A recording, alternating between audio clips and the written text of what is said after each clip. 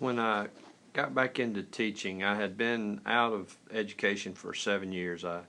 started back and began immediately teaching Algebra 2, which I was very familiar with, had a lot of experience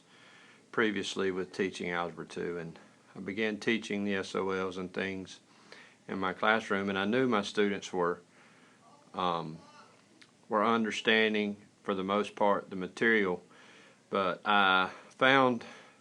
as we took our first benchmark test,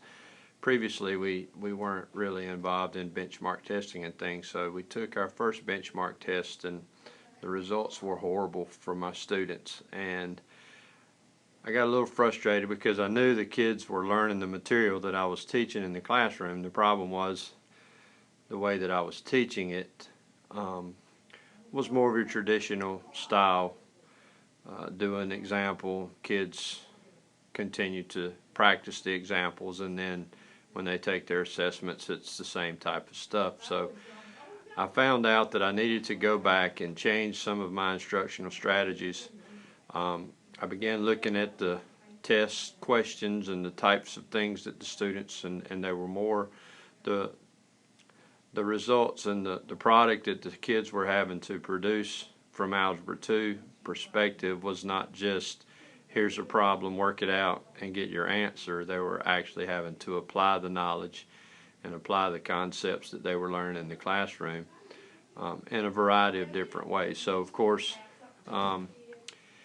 became a little challenge for me at first to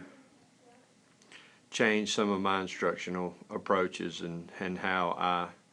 actually got the concepts across to the students. And of course part of that process for me in the classroom was changing the types of questions and things that I was putting on my assessments, the quizzes and tests, so that once the kids actually did get to benchmarks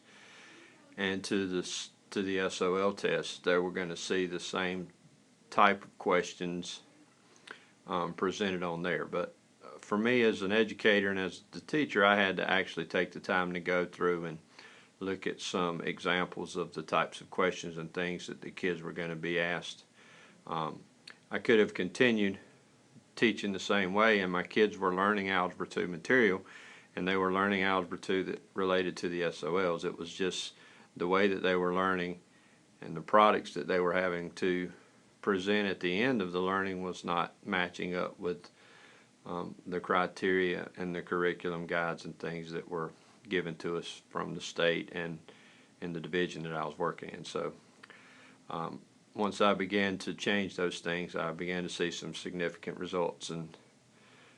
the students and the scores that they were getting on those benchmark testing and things.